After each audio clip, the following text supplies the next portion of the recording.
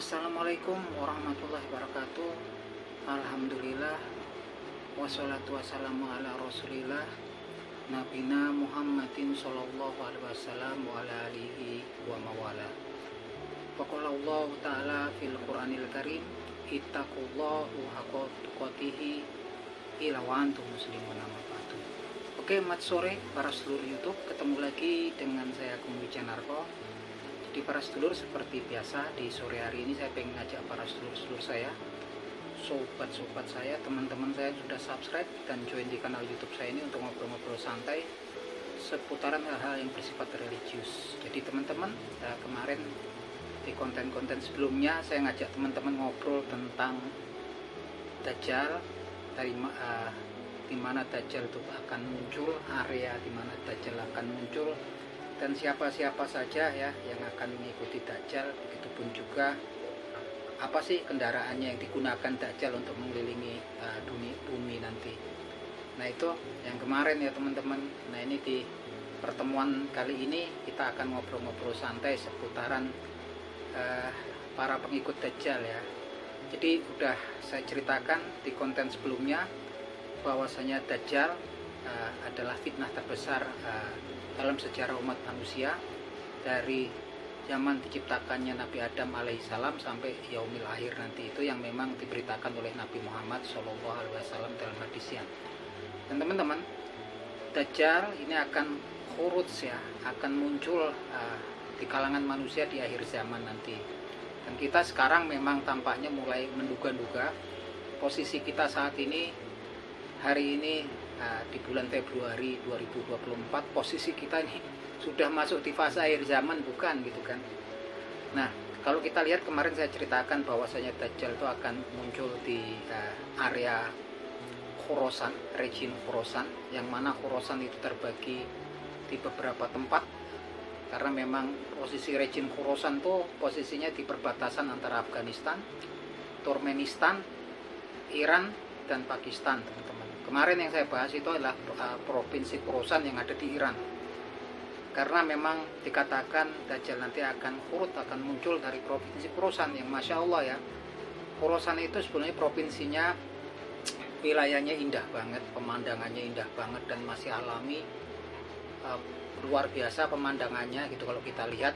Dan nggak ngira ya kalau memang kemudian tempat itu ditakdirkan bahwasanya nanti Dajjal akan muncul gitu kan. Suatu yang paling menakutkan, paling mengerikan dalam sejarah umat manusia adalah munculnya Dajjal, dan akan muncul dari region Khurasan. Nah kemarin dikatakan juga bahwasanya Dajjal akan diikuti Yahudi dari kota Asbahan yang jumlahnya 70.000, dan kota Asbahan sendiri atau kota Isfahan ternyata memang penduduknya subhanallah saat inilah mayoritasnya warga Yahudi yang kalau beribadah mereka menggunakan toyalisah. Toyalisah ini adalah kain penutup kepala Yahudi seperti jubah yang digunakan untuk mereka untuk beribadah ya teman-teman. Ternyata Isfahan sendiri saat ini kotanya sudah ada, provinsinya di Iran, dan subhanallah provinsi Isfahan sendiri bersebelahan dengan provinsi Khorasan ya di Iran. Nah ini memang saya pikir bukan kebetulan, karena memang hadis tersebut disabdakan oleh Nabi Muhammad SAW 1450 tahun yang silam ya teman-teman, di mana bangsa Yahudi juga waktu itu juga sudah sebagian terdiaspora ya, mengungsi ke berbagai region di belahan dunia, kebanyakan di Eropa.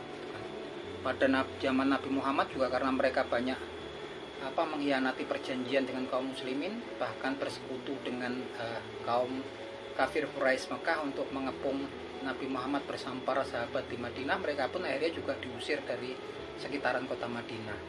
Nah di sini turun, kita nggak tahu pada waktu hadis itu turun kota Isfahannya itu masih kampung kecil, sudah adakah gitu kan, sudah adakah kotanya atau sudah adakah warganya Yahudi di situ. Yang jelas kemudian 1450 tahun kemudian ya, apa yang disabdakan oleh Nabi Muhammad SAW itu menjadi kenyataan, bahwasanya sekarang kota Isfahan adalah suatu provinsi yang besar di Iran, dan penduduknya mayoritas Yahudi gitu kan, walaupun Iran sendiri adalah negara Islam.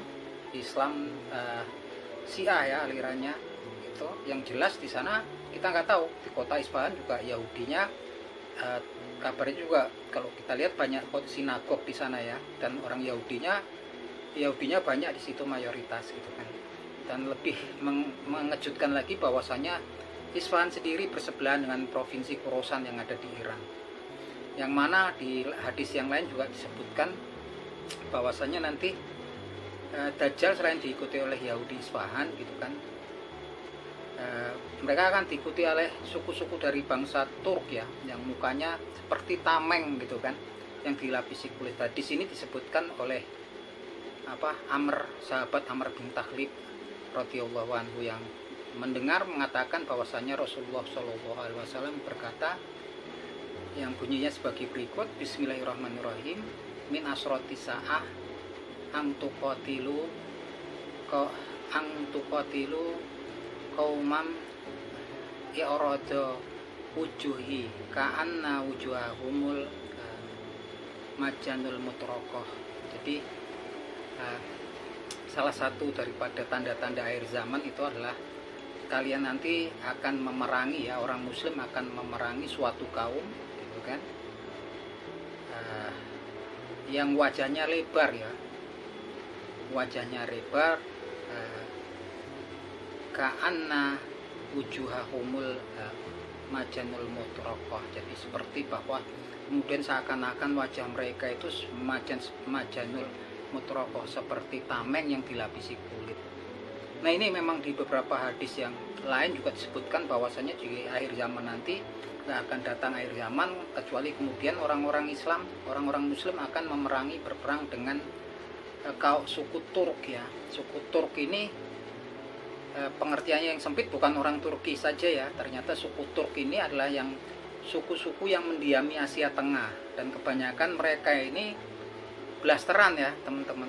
Suku-suku Turk ini menyebar di area-area perbatasan di antara Turkmenistan, Tajikistan, Kazakhstan, Dagestan, kemudian Azerbaijan. Nah ini memang dulu karena memang suku-suku Turk ini merupakan keturunan daripada zaman Mongol, zamannya dulu Genghis Khan yang memang menginvasi sampai dengan Eropa Timur gitu kan. Timur Tengah, Eropa Timur itu mereka invasi, dan di sepanjang perjalanannya mereka juga berasimilasi, mereka beranak pinak dengan penduduk setempat, yang mana di Asia Tengah itu penduduknya adalah sebetulnya rasnya kayak Kaukasia ya, kulit putih. Ini yang kemudian suku-suku yang memang sebetulnya suku Turk. Nah suku Turk yang ada sekarang ini kayak di Tajikistan, Turkmenistan itu kan wajahnya mirip orang kulit putih, tapi seakan-akan mereka juga wajahnya sipit-sipit ya, seperti orang Mongol, seperti orang China kan gitu kan. Postur-posturnya kan besar-besar kayak orang kulit putih gitu kan. Kayak kalau kita lihat kemarin di Piala Asia gitu kan, kita lihat ada timnas Tajikistan, Turkmenistan gitu kan, Tajikistan, Azerbaijan gitu kan. Itu wajah-wajahnya walaupun nama-nama mereka kan nama-nama Rusia ya, dan area-area tersebut sekarang sudah menjadi negara. Dulu tergabung dalam wilayahnya Uni Soviet, tapi ketika Uni Soviet kemudian pecah, Azerbaijan kemudian merdeka, kemudian Dagestan, Azerbaijan, kemudian Tajikistan, Turkmenistan gitu kan. Ini mereka berdiri menjadi negara sendiri ya gitu. Dan suku-sukunya ini orang-orang Turk ya, sebagian besar orang-orang Turk yang merupakan blasterannya antara zamannya Mongol dulu, mirip-mirip orang Chinese, mirip-mirip orang Asia Timur, orang-orang Cina, tapi posturnya kekar-kekar, tinggi besar kayak orang-orang kulit putih ya. Memang agak-agak aneh gitu kan. Yang jelas mereka saat ini juga banyak jumlahnya, dan lebih mengagetkan lagi wilayah-wilayah tersebut seperti Turkmenistan itu bersebelahan dengan wilayah area Khorasan ya gitu kan. Ada Azerbaijan, Kazakhstan, ada Tajikistan gitu, dan ada Turkmenistan. Ini suku-suku Turk. Mereka itu ada di perbatasan wilayah Khorasan, baik yang ada di Afghanistan ataupun yang ada di Iran ya. Ini suku-suku Turk. Walaupun ekspos tentang negara-negara itu kita nggak begitu ngerti. Yang jelas dia juga mayoritas penduduknya kebanyakan Muslim ya, orang Islam. sepertinya Muslim Sunni gitu kan, kita nggak ngerti.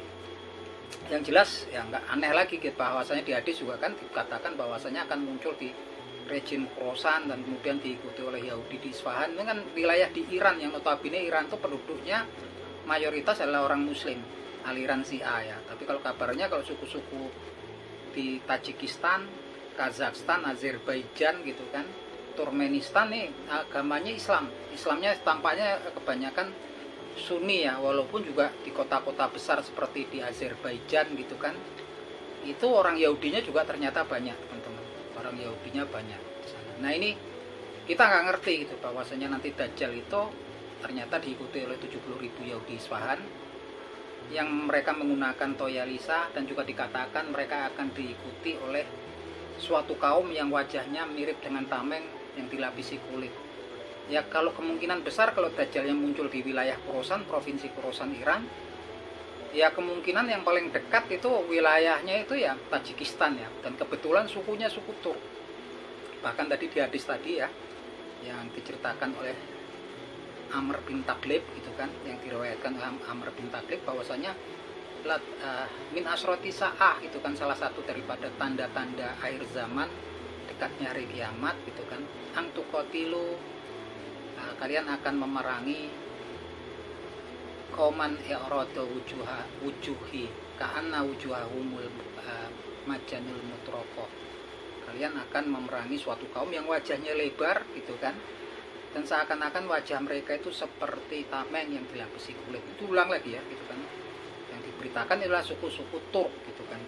Nah, suku-suku dari Turk, dan ini memang subhanallah mereka bersebelahan ini yang di Turkmenistan ini dengan area Khorasan sekarang yang ada di Iran gitu kan.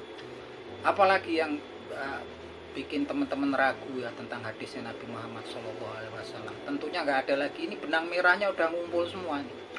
Suku Turknya sekarang sudah ada, mereka bertetangga dengan Khorasan di mana Dajjal nanti akan khurut, akan muncul, dan kemudian pengikutnya kota Isfahan sudah ada, dan warganya adalah mayoritas orang Yahudi. Kalau beribadah mereka menggunakan toyalisa. Inilah yang dikatakan dalam hadisnya Nabi Muhammad SAW adalah pengikut Dajjal yang utama. Mereka berjumlah 70.000 orang ya. Dan dikatakan bahwasanya kendaraannya nanti walahul himarum, kendaraannya Dajjal adalah himar gitu kan, yang kemudian dia yarkabul ardu, kemudian dia akan mengendarai himarnya tersebut mengelilingi dunia kan.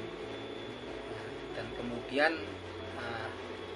jarak antara kuping daripada satu dan kuping yang satunya lagi pada himar tersebut adalah 40 hasta, yang mana kalau kita ditransferkan sekarang adalah 20 meter. Ini sudah saya jelaskan di konten sebelumnya, yang kalau kemudian kita terjemahkan, interpretasikan sekarang adalah pesawat terbang ya teman-teman. Tapi ini pesawat angkut pastinya gitu kan, karena dia dulu itu kan memang Nabi Muhammad pastinya akan menjelaskannya susah, karena alat transportasi dahulu itu adalah kuda dan bagel, lain pun paling kapal kan. Nah Nabi Muhammad itu menceritakannya dia bagel, memang harus untuk biar dipahami orang yang waktu itu kan gitu kan. Yang jelas dikatakan bukan di darat, karena Nabi Muhammad mengatakan bahwasanya itu nanti seperti bagelnya itu nanti seperti awan yang kemudian diikuti oleh angin gitu kan, artinya di udara berarti teman-teman gitu kan. Nah kalau kemudian kita interpretasikan sekarang, ini pesawat ya, subhanallah sekali, karena memang dikatakan jelas sekali 40 hasta ukuran waktu itu. 40 hasta itu kalau kemudian ditransferin ke meter sekarang adalah 20 meter. Ketika saya pergi ke Timur Tengah kemudian naik pesawat Emirates gitu kan, Qatar Airways, Emirates gitu kan, itu kan pakai Boeing ya, pesawat Boeing itu. Kalau saya lihat itu dari ujung sayap yang kanan ke sayap yang kiri itu panjangnya kurang lebih 20 meter. Dan ini pesawat angkut jelas ya, karena Nabi Muhammad mengatakannya dia bagel, bukan kuda. Kalau kuda pastinya gerakannya cepat, pastinya pesawat jet gitu kan. Tapi yang jelas ini kemungkinan besar adalah pesawat udara, dan pesawat angkut seperti Boeing gitu kan. Kalau yang pesawat biasa kan, pesawat tempur kayaknya juga nggak sampai 20 meter ini batas antara kuping yang satunya, kuping yang lain, sayap yang satu ke sayap yang lainnya. Nah kurang apa lagi sebenarnya teman-teman. Tapi kalau saya ya memang dulu mau menjelaskannya susah, walaupun mungkin Rasul melihat ke masa depan, bisa melihat ke masa depan, tapi menjelaskannya pastinya dengan masyarakat yang ada pada saat itu susah. Dan yang ada pada saat itu analoginya, perbandingannya, kendaraan waktu itu adalah di darat adalah bagal dan kuda gitu kan. Yang jelas itu ya teman-teman.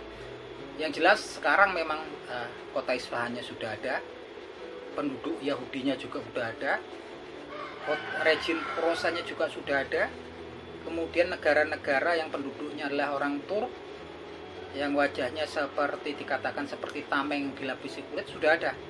Semenjak mereka merdeka dari Uni Soviet, mereka berdiri sendiri menjadi negara-negara baru, yaitu Turkmenistan, Tajikistan gitu kan, Azerbaijan, Kazakhstan. Itu sebagian besar penduduknya adalah suku-suku Turk gitu kan, yang memang disebutkan di dalam hadis-hadisnya Nabi Muhammad SAW, suku-suku Turk ini kan dulu. Tapi kita nggak ngerti ini ya ini sekedar kita mencoba menerjemahkannya lagi. Oleh karena itu saya yakin memang kita memang di fase-fase ujung akhir zaman ya. Oleh karena itu mungkin pesannya saya selalu mengingatkan kepada teman-teman, yaitu pesan Rasulullah SAW, yaitu untuk selalu memanjatkan doa menjelang kita sahut air, ketika kita menjalankan sholat gitu kan, sebelum salam, yaitu memohon perlindungan kepada Allah Subhanahu wa taala yang bunyinya sebagai berikut: Allahumma inni a'udzubika min azabil qabri wa min azabil nari wa min fitnatil mahya wal mamati wa min fitnatil masih dajjal. Ya Allah, aku berlindung kepadamu dari azabnya kubur dan azabnya neraka, dan aku berlindung juga kepadamu dari azab fitnahnya hidup dan fitnahnya mati dan fitnahnya masih dajjal. Insya Allah kalau kita memohon itu terus ketika tasawuf akhir, insya Allah kita akan dilindungi oleh Allah Subhanahu wa taala. Dan jangan lupa pesan daripada Nabi Muhammad SAW dalam hadisnya, man hafidho, bismillahirrahmanirrahim, man hafidho asroh awalin min suratil kahfi, asroh hayati min awalin suratil kahfi, usima minad dajjal. Barang siapa kemudian hafal daripada 10 awal surah 10 ayat daripada awal surat Al-Kahfi, akan dilindungi, akan selamat daripada fitnahnya Dajjal. Itulah janji dari Allah Subhanahu wa taala yang disampaikan oleh Nabi Muhammad SAW. Jadi teman-teman tunggu apa lagi? Kita hafalkan 10 surat ayat awal daripada surat Al-Kahfi. Kemudian kita juga sebelum ketika melakukan tasawuf akhir, sebelum mengucapkan salam, memohon perlindungan pada Allah Subhanahu wa taala daripada fitnahnya Dajjal. Insya Allah kita akan terlindung teman-teman. Oke teman-teman, ini obrolan santai di sore hari ini. Semoga bermanfaat, dan saya akan selalu mendoakan bahwa memohon kepada Allah Subhanahu wa taala agar teman-teman yang menonton video ini mendapatkan pahala dari sisi Allah Subhanahu wa taala. Akhir kata, matur nuwun dapat nonton video saya. Salam seduluran dari saya, Agung Wijanarko. Wabillahi taufiq wal hidayah. Wassalamualaikum warahmatullahi wabarakatuh.